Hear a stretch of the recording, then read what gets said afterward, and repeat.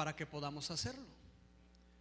Yo te quiero recordar en esta mañana, para aquellos que ya lo saben, y te quiero informar, decir para aquellos que no lo saben, que Dios te ha escogido con un propósito, que Dios quiere que tú hagas algo para Él, y Dios ya te ha preparado para que lo puedas llevar a cabo. ¿Sí? Voltea con el que está a tu lado y dile: Dios nos ha preparado. Dios nos ha preparado para poder realizar las cosas que Él nos pide, que Él nos demanda. Y muchas veces tú y yo batallamos con esto, ¿no? Muchas veces creemos que no somos capaces, que todavía nos falta mucho. Mira, yo no sé si te ha pasado. ¿Cuántos usan lentes? Levanten la mano. Para leer así, ¿te ha pasado? ¿A cuántos ahorita me va a levantar la mano? ¿A cuántos les ha pasado que tienen algo que leer que es de cierta manera urgente, ¿no? Así de que ya lo necesitas leer y andas, ay, los lentes, y le estiras y le acercas y, ay, y los lentes y chihuahua, pues ¿dónde los dejé? Y los traes acá arriba. ¿A cuántos les ha pasado? ¿Qué reacción es la que tenemos, no? Así como que al principio a lo mejor algunos se enojan, así de que, ay, pues si aquí los traía, Víctor, no te acuerdas de las cosas, ¿no? Otros se ríen, ¿no? Otros de que, ay, qué tontillo soy. Y ya te los pones y te pones a leer. Pero la cuestión es que mientras no los tenías, estabas esperando, ¿no? Algunos podríamos decir, estabas perdiendo tiempo. Teniendo los lentes acá arriba, necesitándolos, no tenías la herramienta para poder comenzar a leer. A mí en esta semana me pasó algo similar. Yo salgo a las 5 de la tarde de mi trabajo, y después de las 5 tenía unos compromisos que hacer, y yo ya había planeado, dije, no, a las 5 me tengo que ir lo más cercano, ya no 5 días, 5:20, 5 para poder alcanzar a hacer lo que tengo que hacer.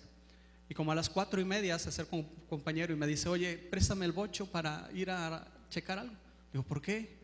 Es que no puedo salir porque está atravesada una camioneta y no sé qué. Digo, pero yo me tengo que ir a las 5. Sí, está bien, para esa hora vine, es rápido lo que voy a hacer. Y yo así como que, bueno, se fue el compañero. Y ya yo estaba ahí, ya faltando como 5 minutos a las 5. Ya marco, yo estoy en un segundo piso, marco abajo a la secretaria. Oye, fulanito ya llegó. No, no ha llegado todavía. Y yo, chihuahua. Bueno, seguí en mi trabajo, está 5:05. Oye, fulanito ya llegó. No, no ha llegado. Y yo, total, 5:30, le marco por teléfono a su celular. Le digo, oye, fulanito, ¿qué onda? Me tenía que ir a las 5, dijiste que regresabas. Y yo, pues no molesto, ¿verdad? Pero enérgico. Oye, fulanito, quedamos que a las 5, ¿no? Y yo ahí sentado y esperando. Me dice, sí. Digo, pues necesito las llaves para poderme ir. Dice, las llaves ahí están abajo. Yo fui, regresé y ahí las dejé. Desde las 4:20 yo creo que están ahí las llaves. Dice, bueno, 4:50, no sé qué. Y entonces yo dije, pues ¿por qué no me avisó, verdad? Pero la cuestión es que hay cosas que ya tenemos y que mientras tú y yo no estemos enterados que las tenemos, no podemos hacer uso de ellas. ¿Estás conmigo? Son ejemplos muy sencillos, muy tontos tal vez, pero pasa en nuestra vida. Hay cosas que tú y yo ya tenemos y no hemos aprendido a usar porque no nos enteramos o no nos acordamos, o como los lentes andamos ocupados en otras cosas y no recordamos que ya las tenemos ahí y que podemos hacer uso de ellas, y mientras no las aprovechamos, pues perdemos tiempo o dejamos de hacer actividades que teníamos que hacer, o podemos lograr cosas que Dios nos ha pedido que hagamos. Sin embargo, no las hacemos porque no nos hemos enterado o no nos acordamos que Dios ya nos ha dado todas las herramientas necesarias para hacerlo.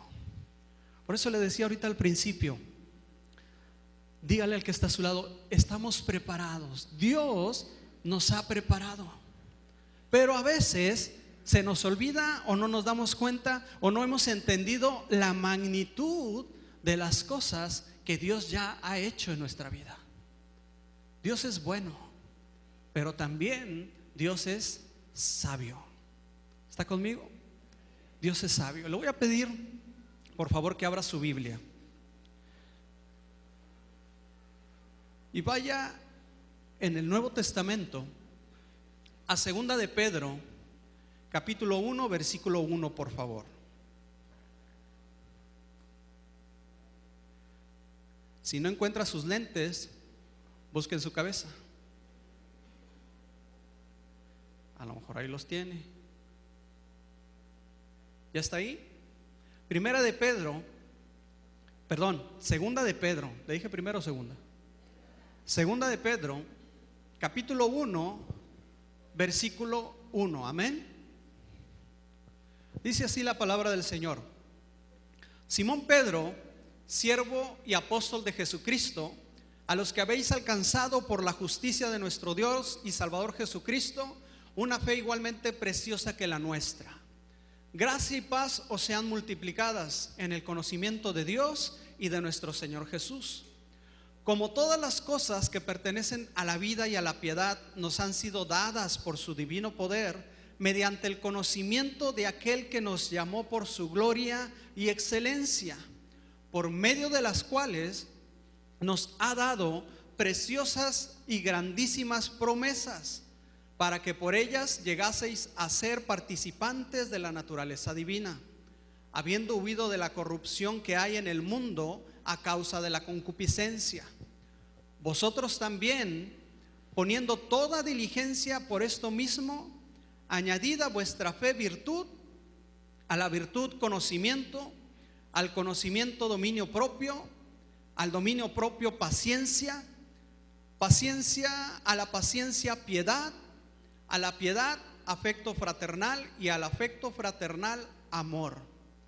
Porque si estas cosas están en vosotros y abundan, no os dejarán estar ociosos ni sin fruto en cuanto al conocimiento de nuestro Señor Jesucristo. Pero el que no tiene estas cosas tiene la vista muy corta, es ciego, y habiendo olvidado la purificación de sus antiguos pecados, por lo cual, hermanos, tanto más procurad hacer firme vuestra vocación y elección, porque haciendo estas cosas, dice, no caeréis jamás. Amén. Así dice su Biblia. El apóstol Pedro nos está dando aquí varias claves y nos está hablando de lo que Dios ha entregado a la vida del cristiano y de lo que tú y yo podemos hacer con cada una de esas cosas. Mira, es común en esta época, en esta era de la vida cristiana, que muchos creamos que la vida cristiana realmente es difícil. Muchos han pensado y hemos llegado a pensar que lo que la Biblia dice, eso de ser amorosos, eso de ser pacientes, de ser comprensivos, muchos lo ven como objetivos a alcanzar, y que pues como que siempre vamos como el conejo con la zanahoria, ¿no?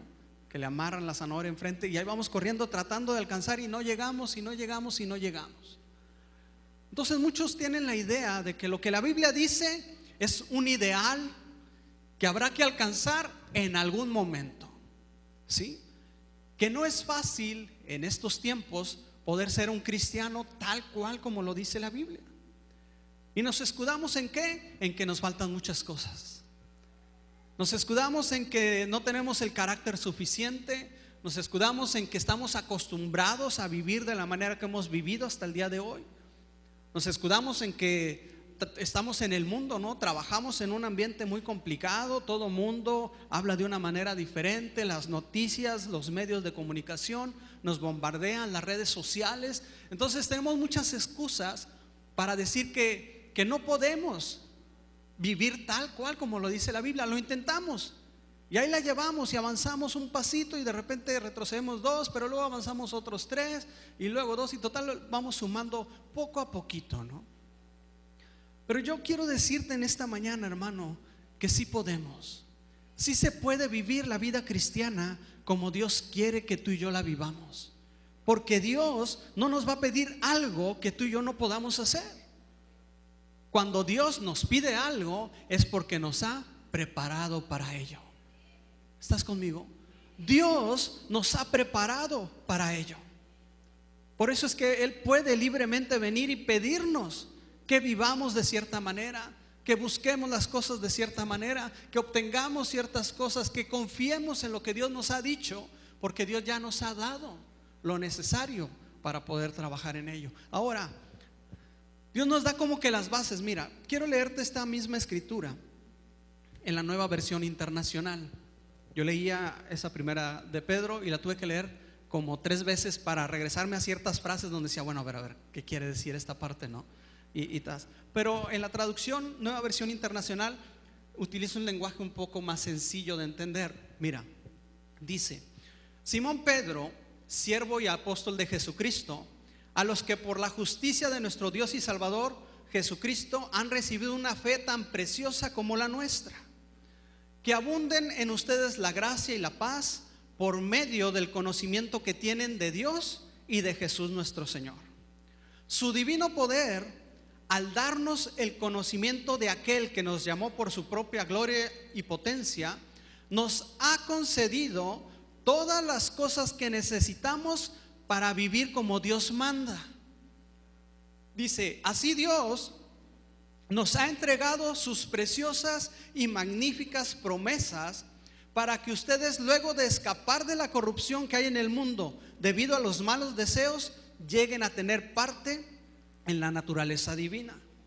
Dice, precisamente por eso, esfuércense por añadir a su fe virtud, a su virtud entendimiento, al entendimiento dominio propio, al dominio propio constancia, a la constancia devoción a Dios, a la devoción a Dios afecto fraternal y al afecto fraternal amor.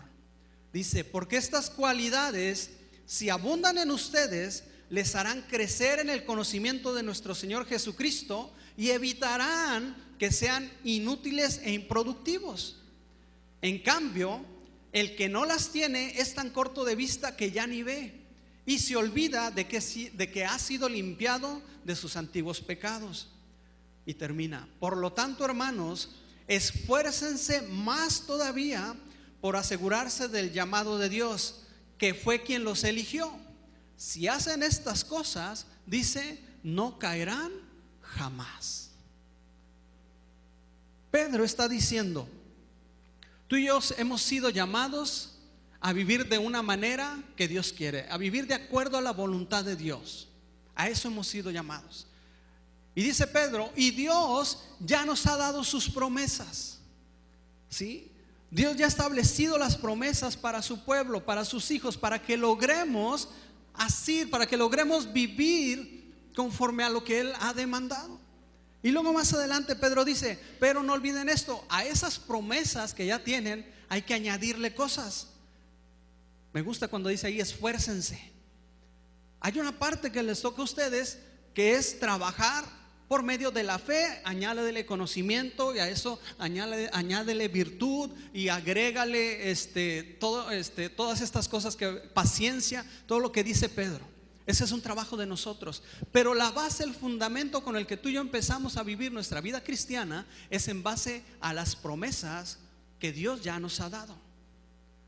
Una promesa de Dios normalmente la vemos en un tiempo lejano, ¿no? Mira, en el Antiguo Testamento se habla, hay muchos libros que hablan de una manera profética. Los escritores de esos libros hablaban de acontecimientos que iban a suceder en un futuro, ¿sí? Y los eruditos se daban a la tarea de investigar, bueno, ¿cuándo va a ser? ¿En qué futuro va a ser? ¿Cuándo se van a cumplir estas cosas? Y tú y yo muchas veces leemos el Antiguo Testamento y lo pasamos de largo y decimos, esto está padre, va a ocurrir. Y esto va a ser algo de lo que Dios va a hacer. Cuando leemos los proféticos, cuando leemos los históricos, decimos, esto pasó en el tiempo de aquellos hombres, ¿no? Hace 1500 años, hace 2000 años pasó todo esto, ¿sí? Pero a veces estamos con los lentes acá arriba, porque esas promesas son para los que creen. Esas promesas son para el pueblo de Dios que Dios ha escogido, que sean reveladas a sus hijos, para que sus hijos utilicen esas herramientas para poder vivir conforme a la voluntad de Dios. A veces, la mayoría, Por eso estamos frustrados de no poder vivir nuestra vida cristiana como Dios lo demanda. ¿Sabes por qué? Porque no hemos abrazado las promesas de Dios para nuestra vida. No nos hemos apoderado de las promesas de Dios. No las hemos hecho realidad. No hemos creído que Dios está ahí. Las tenemos aquí, pero no las hemos bajado para poder ver con ellas, a través de ellas, lo que Dios está pidiendo a cada uno de nosotros. Tú y yo necesitamos de las promesas de Dios. No solo conocerlas, sino aterrizarlas a nuestro vivir diario. Aterrizarlas a lo que Dios demanda de nosotros. ¿Me estoy explicando?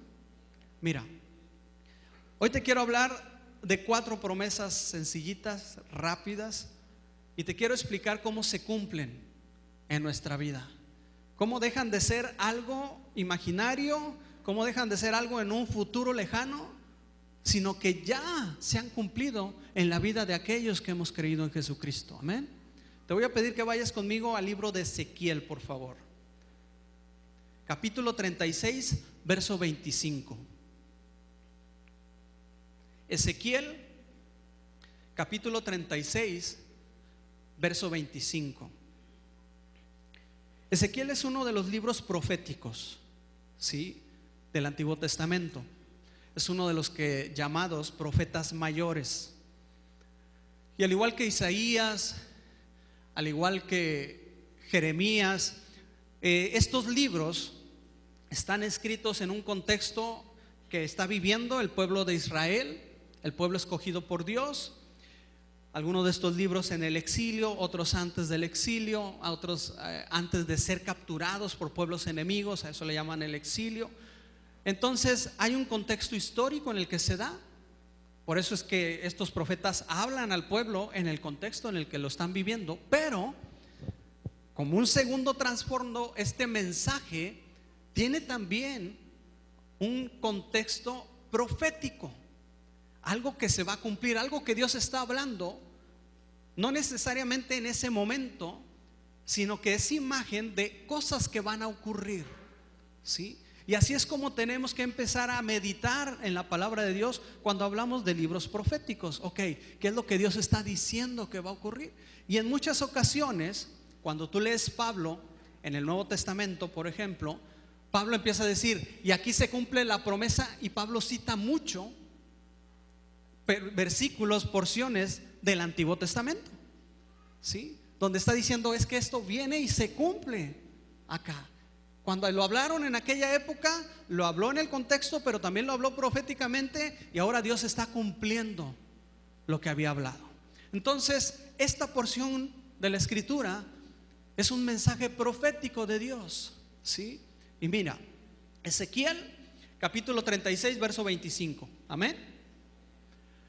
Esparciré sobre vosotros agua limpia, y seréis limpiados de todas vuestras inmundicias, y de todos vuestros ídolos os limpiaré. Os daré corazón nuevo, y pondré espíritu nuevo dentro de vosotros, y quitaré de vuestra carne el corazón de piedra, y os daré un corazón de carne. Y pondré dentro de vosotros mi espíritu, y haré que andéis en mis estatutos, y guardéis mis preceptos, y los pongáis por obra. Habitaréis en la tierra que di a vuestros padres, y vosotros me seréis por pueblo, y yo seré a vosotros por Dios. Amén. La primera promesa que aparece en esta escritura: esparciré sobre vosotros agua limpia, y seréis limpiados de todas vuestras inmundicias, y de todos vuestros ídolos, dice el Señor, los limpiaré. Dios promete limpiar nuestra vida, ¿sí? ¿Por qué Dios hace la promesa 1500 años antes de Cristo? ¿Por qué Dios hace la promesa a su pueblo escogido de limpiarles? Dice, con agua limpia les limpiaré, quitaré toda inmundicia, todo lo que está sucio en ustedes. Porque sabes, cuando tú y yo llegamos al conocimiento de Cristo, cuando tú y yo tenemos la oportunidad de parte de Dios de conocerle, cuando alguien viene y nos comparte y nos invita a la iglesia, y Dios empieza a tocar nuestro ser, nuestro interior, tú y yo venimos sucios por el pecado. El pecado es suciedad en nuestra vida. El pecado es inmundicia en nuestra vida. Entonces, cuando Dios nos llama y cuando Dios quiere atraerte a Él, lo primero que Dios hace y lo primero que Dios promete es limpiarnos. Dios dice: voy a limpiar tu vida, voy a quitar todo lo que había sucio para poderte usar. Para que Dios nos pueda usar, tenemos que ser limpiados por Él. El salmista David decía: Señor, límpiame, lávame. Esa era una revelación de parte de Dios para la vida de David, que entendía que no podía presentarse delante de Dios siendo inmundo, como sucio, como estaba, sino que necesitaba de esa limpieza de Dios en su vida. Entonces en Ezequiel el Señor dice: voy a llamar a mi pueblo y lo primero que voy a hacer es limpiar tu vida. No podemos vivir la vida cristiana si no estamos limpios. Sin que pierdas ahí Ezequiel, te voy a pedir, ponle el dedito ahí en Ezequiel y que vayas al Nuevo Testamento, al Nuevo Pacto, en Primera de Juan capítulo 1 verso 7. Por favor, Primera de Juan capítulo 1 verso 7. Pasan miles de años. Primera de Juan capítulo 1 versículo 7. Pasan miles de años y Juan, inspirado por el Espíritu Santo de Dios, escribe estas líneas y dice, ¿ya está ahí? Primera de Juan 1:7. Pero si vivimos en la luz, hablando de Cristo, así como Él está en la luz, tenemos comunión unos con otros. Y subraye lo que dice ahí, por favor, y dígame qué dice ahí. ¿Y la qué? La sangre de Cristo, ¿qué? La sangre de Jesucristo, su Hijo, nos limpia de todo pecado. La sangre de Cristo en la cruz vino a cumplir la promesa que Dios había dado a su pueblo en Ezequiel. ¿Sí? Promesas cumplidas de parte de Dios. Dijo a través de Ezequiel: voy a limpiar tu inmundicia. Y miles de años después viene Jesucristo y en la cruz del Calvario derrama su sangre. Y esa sangre, dice el apóstol Juan, esa sangre es la que nos limpia de todo pecado. Cuando tú y yo venimos a los pies de Cristo y aceptamos a Cristo, y como ahorita hace un momento aceptamos el sacrificio de Jesús, la sangre de Jesús, ¿sabes qué está haciendo? La sangre de Jesús está limpiando todo pecado que había en nuestras vidas para prepararnos para poder vivir una vida santa, piadosa, de acuerdo a la voluntad de Dios. Dios está cumpliendo su promesa en nuestra vida para que tú y yo podamos vivir conforme a la voluntad de Dios. Dios nos limpia a través de la sangre de Cristo. Yo quiero recordarte algo en esta mañana, que espero que no se te haya olvidado, y si se te había olvidado, que lo recuerdes y que te aferres a esa promesa. Y si no lo sabes, hoy quiero decirte algo, una noticia tremenda que puede transformar y cambiar tu vida. Dios, a través de Jesucristo, ha limpiado tus pecados. Todos tus pecados han sido perdonados en la cruz del Calvario, porque Cristo con su sangre ha limpiado tu vida y te ha hecho acepto, te ha justificado, te ha redimido delante de la presencia de Dios. Tú puedes venir delante de Dios y ser usado por Dios, porque la sangre de Cristo ha limpiado tu vida. No aceptes más condenación. No te victimices. No digas: es que lo que he hecho, Cristo te ha limpiado. Dios te ha preparado para poder cumplir con lo que Él desea de ti. Esa es la número 1. ¿Estás conmigo? Dios te ha limpiado. La promesa número 2 que vemos ahí, en el versículo 26 dice: y os daré un corazón nuevo y pondré espíritu nuevo dentro de vosotros. Y quitaré de vuestra carne el corazón de piedra y os daré un corazón de carne. Dios ha prometido que no solo nos iba a limpiar, sino que aún más allá, Dios iba a cambiar el corazón y el espíritu en la vida de cada uno de aquellos que pertenecen a su pueblo. Dijo: les voy a dar un corazón nuevo, un corazón de carne, no un corazón de piedra como el que tenías. ¿Sabes? Yo creo, estoy convencido de lo que muchos de los que llegamos a los pies de Cristo, cuando llegamos a conocerle a Él, llegamos con un corazón endurecido, con un corazón lastimado. No levantes tu mano, pero yo sé que muchos reaccionamos con dureza ante las heridas. No me dejarás mentir. Cuando alguien te lastima, cuando alguien te hace daño, cuando las cosas empiezan a venir a tu vida y sientes que eres atacado por las circunstancias, por las personas, por todo lo que te rodea, la reacción natural es endurecer el corazón. Tratas de ya no ser tan débil, tratas de mantener tu corazón resguardado, hacerlo duro. Somos como los huevos cocidos, ¿no? Hay una ilustración donde menciona 3 tipos de productos, de alimentos, y dice que la zanahoria, sí, refleja a veces el corazón del hombre. Y cuando tú la zanahoria, que es dura, sí, que es sólida, cuando tú la rompes, pues es un fruto duro.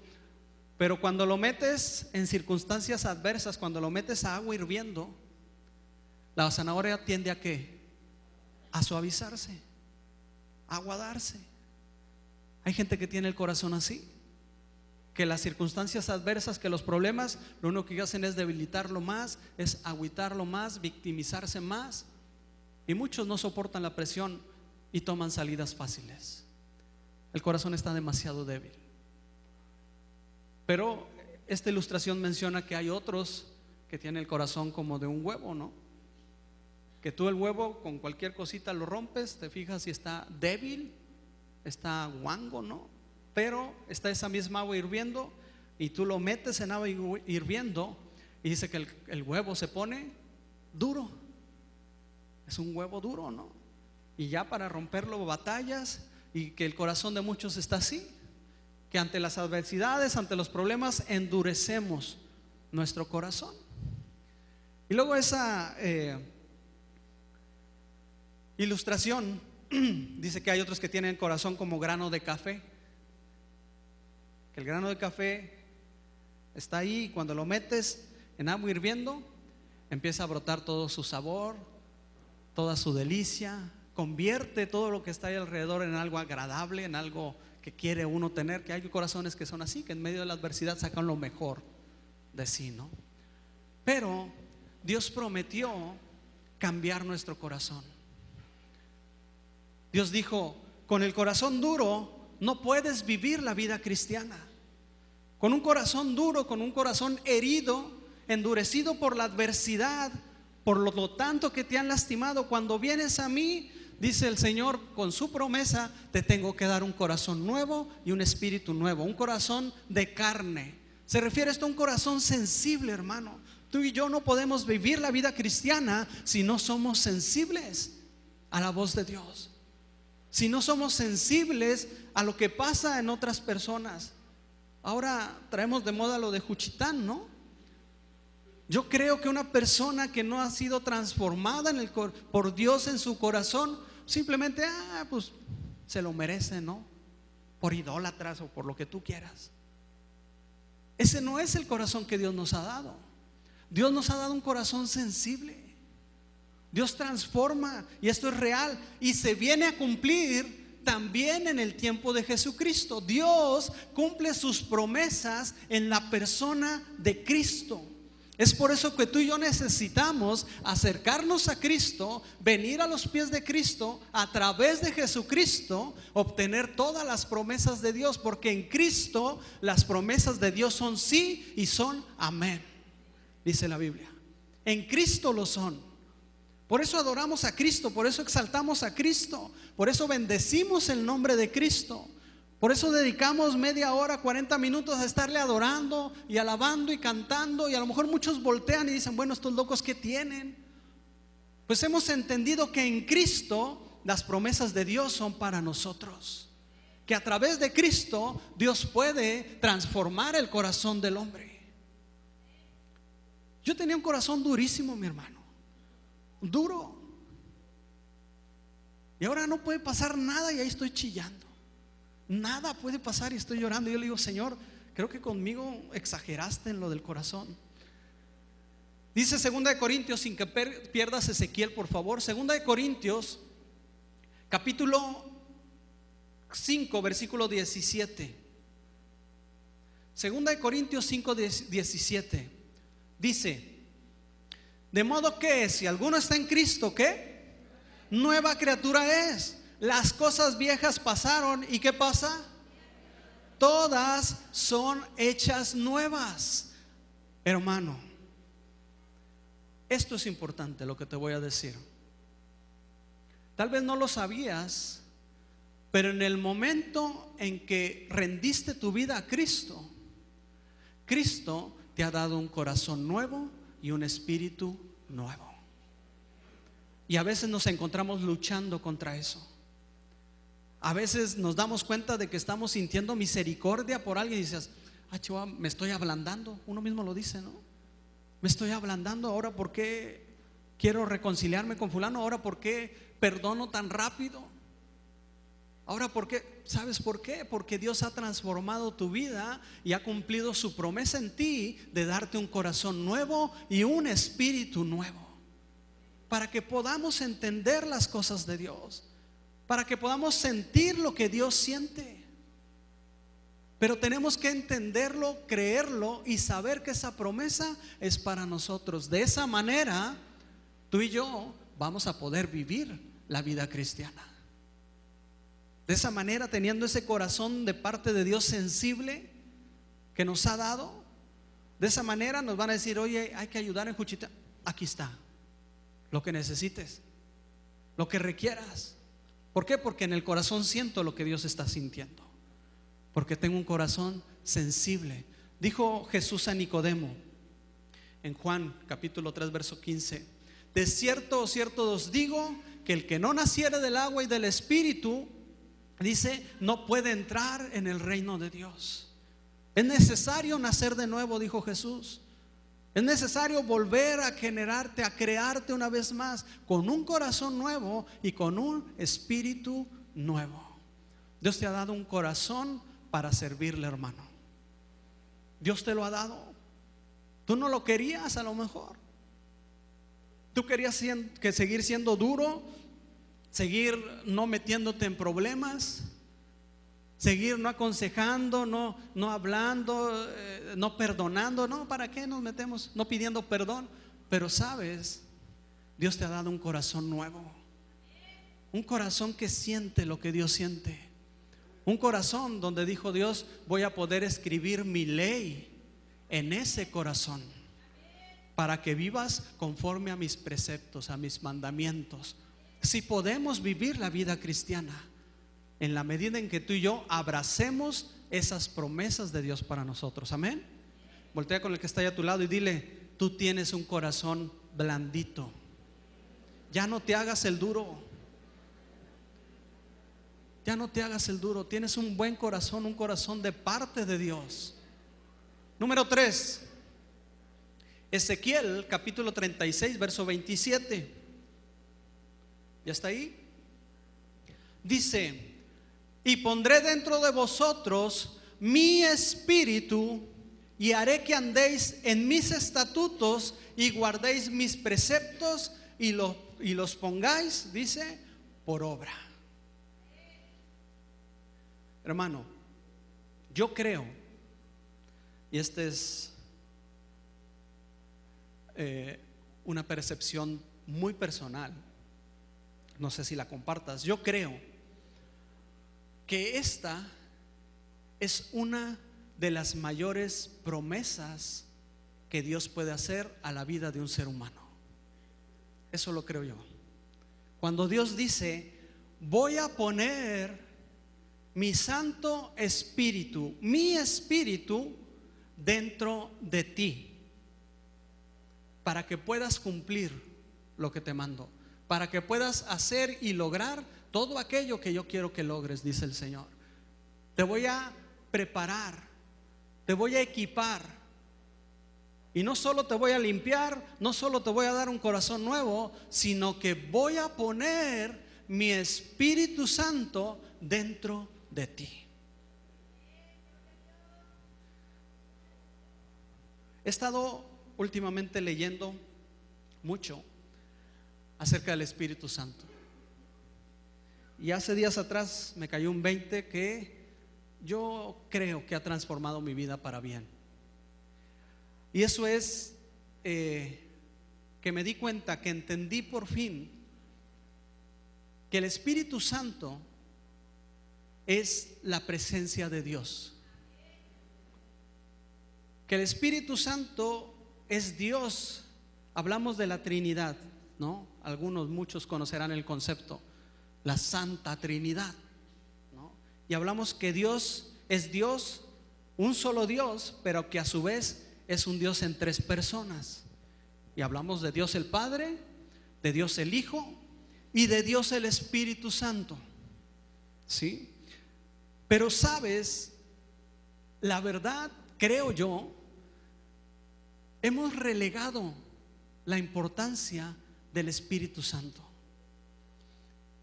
Y si entendiéramos lo que el Espíritu Santo es, y que Dios dice que está en nosotros, yo creo que transformaría nuestra vida, y que tú y yo entenderíamos que esta es la promesa más tremenda, el don de Dios mayor que podamos tener cualquier cosa. Mira, te pongo un ejemplo rápido.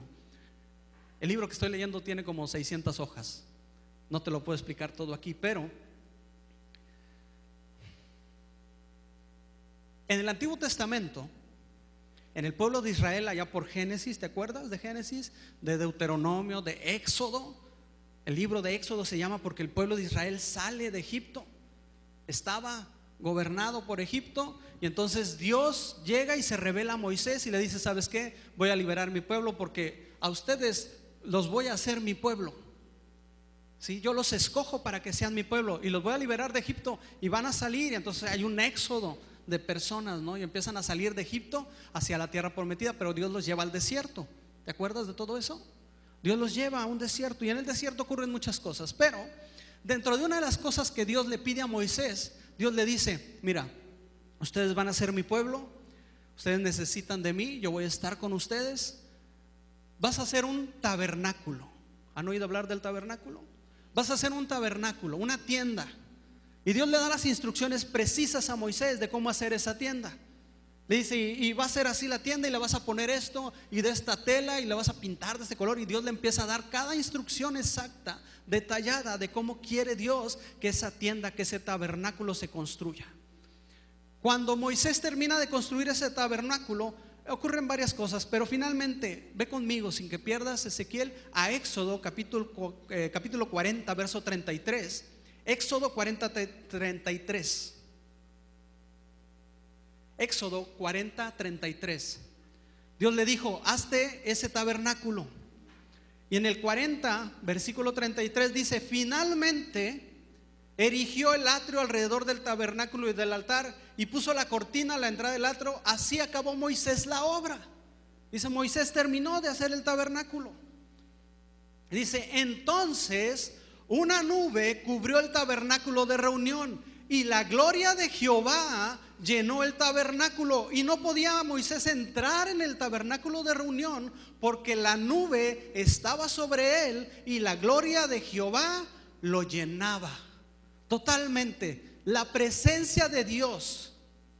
Dios buscó una manera de que su presencia inmensa, enorme, Dios que creó la tierra, el universo y todo lo que existe, encontró una manera de reducir su presencia, de ¿cómo se dice? Comprimir su presencia, su grandeza, su poder, todo lo que es Dios, la presencia de Dios. Dios encontró la manera, y Dios dispuso, le plació manifestar esa presencia poderosa en ese tabernáculo.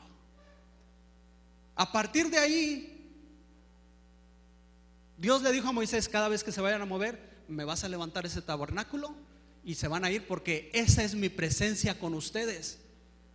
Ahí había una columna de fuego, ahí había una columna, una nube.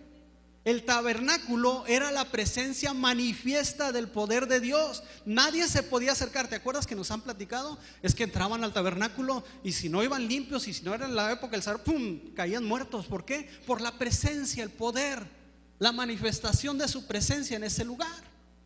Ahí hacían los sacrificios, ahí llevaban todas las cosas. ¿Por qué? Porque lo podemos ver así, literalmente Dios, todo su poder, toda su grandeza, toda su gloria estaba habitando en ese lugar.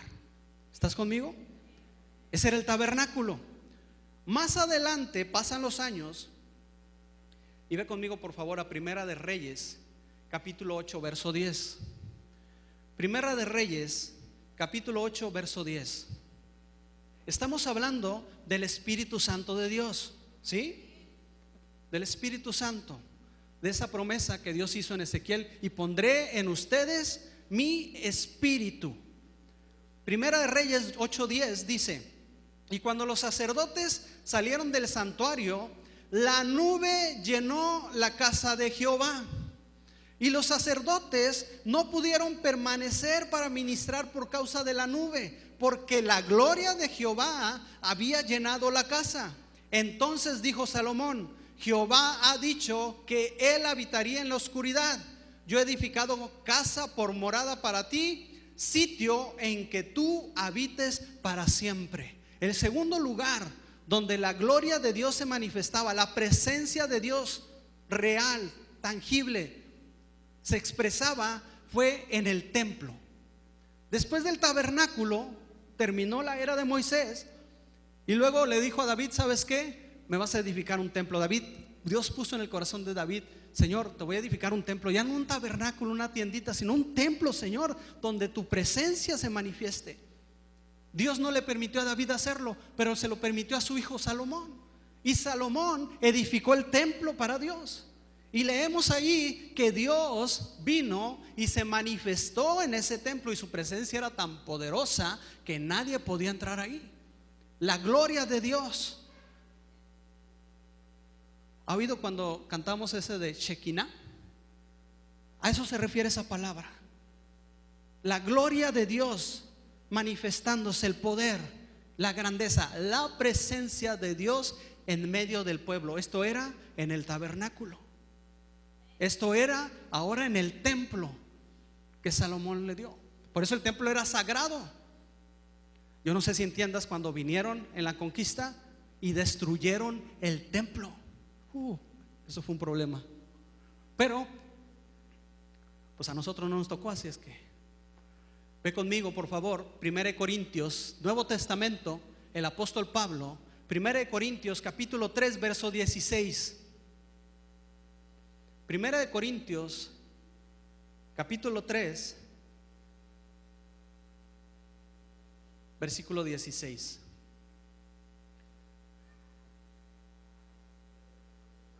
¿Qué dice ahí? 1 Corintios 3, 16 dice: ¿no sabéis que vosotros sois ¿qué? El templo de Dios.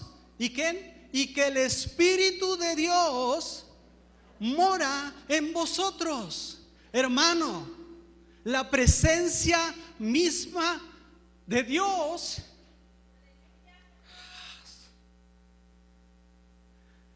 toda su grandeza, todo su poder, toda la excelencia de Dios, su presencia, dijo Dios, va a morar dentro de ustedes. Ustedes son el templo de la presencia de Dios. Por eso Pablo dice: ustedes son un templo. Ese templo que construyó Salomón, ese tabernáculo que construyó Moisés, ahora nosotros somos el templo. Y dice, y mi presencia es el Espíritu Santo de Dios en medio de ustedes, dentro de ustedes. Por eso Pablo decía, no podemos hacer lo que queramos con el cuerpo, porque este es el templo de Dios. Su presencia está en nosotros. Cuando tú y yo entendemos esto, mi hermano, entendemos que estamos capacitados para hacer cualquier cosa que Dios nos pida. Su presencia está en nuestra vida. Su presencia está en ti. Mira, 1 Corintios capítulo 6 verso 19, más adelante. 1 Corintios 6, 19 dice: ¿o ignoráis que vuestro cuerpo es templo del Espíritu Santo, el cual está en vosotros, el cual tenéis de Dios, y que no sois vuestros? Sois templo del Espíritu Santo. Efesios capítulo 2 verso 20. Efesios 2:20 dice: edificado sobre el fundamento de los apóstoles y profetas, siendo la principal piedra de ángulo Jesucristo mismo, en quien todo el edificio, bien coordinado, va creciendo para ser un templo santo en el Señor. Dice, en quien vosotros también sois juntamente edificados. ¿Para qué? ¿Para morada de quién? Para morada de Dios. ¿A través de qué? En el Espíritu Santo. Pablo, en muchos lados, y nada más escogí esos, pero Pablo se esfuerza y trata de decirnos: la presencia del Espíritu Santo es la presencia misma de Dios, que en algún momento se manifestó con poder en el tabernáculo, que en algún momento se manifestó con poder en el templo. Dice, ahora en estos tiempos la promesa de Ezequiel se cumple, y Jesucristo vino a darnos, a dejarnos el Espíritu Santo, que es la presencia misma de Dios habitando en este templo. Eso es lo que Dios nos ha dado. Esas son sus promesas para nuestra vida.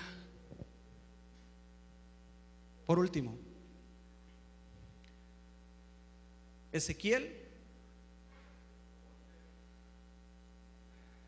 capítulo 36 verso 28. Ezequiel capítulo 36 verso 28. Dice: habitaréis en la tierra que di a vuestros padres, y vosotros me seréis por pueblo, y yo seré a vosotros por Dios. La última promesa de Dios en esta escritura que estábamos leyendo es totalmente bendición. Bendición de parte de Dios. Dios dice: les daré una tierra para habitar, les daré un lugar donde estar seguros. Un lugar, la tierra de la que hablaba, es esa tierra que Dios decía: es tierra donde va a fluir la leche, donde va a fluir la miel, donde las bendiciones te van a alcanzar, donde podrás ver manifiesta toda la misericordia, la gracia de Dios para tu vida. Se va a manifestar en la tierra de promesa, en lo que Dios te había prometido. Y dice Dios ahí al final: ¿y saben qué? Los voy a hacer habitar en esa tierra.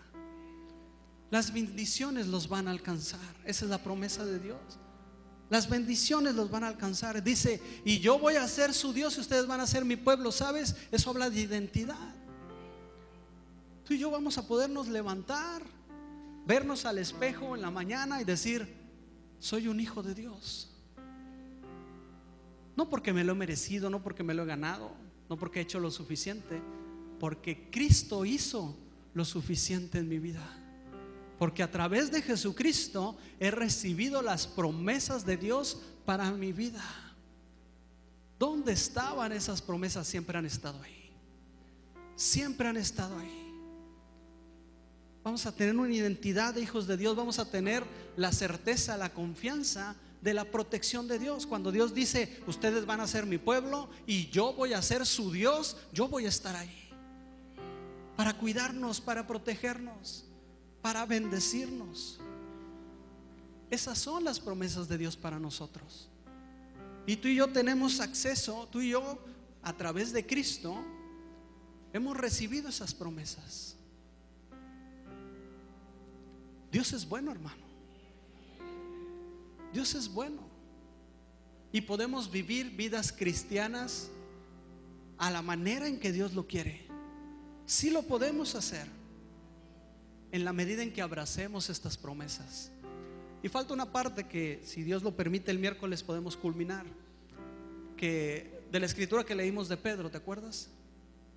Dijo Pedro: pero a todo esto, esas promesas maravillosas, grandísimas promesas, por eso Pedro dice grandísimas promesas, nos toca a nosotros añadir cosas, añadir algunas cosas.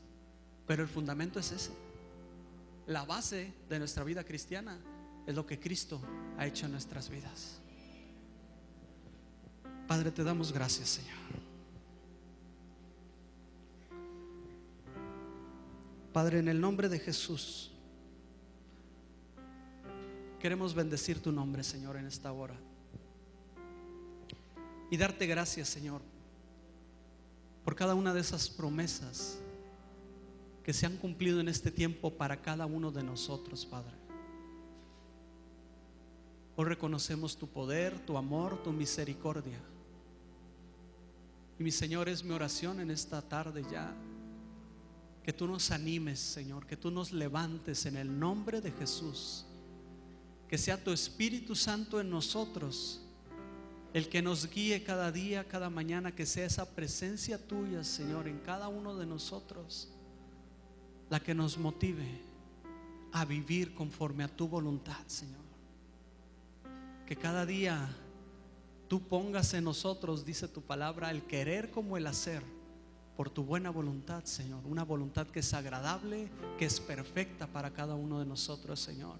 Que podamos agradar tu corazón en cada decisión, en cada pensamiento, en cada palabra, en cada acción. Padre Santo, podamos agradar tu corazón, Señor. Bendícenos, Padre. Guíanos, levántanos, en el nombre poderoso de Cristo Jesús. Amén. Amén. A Él sea la gloria.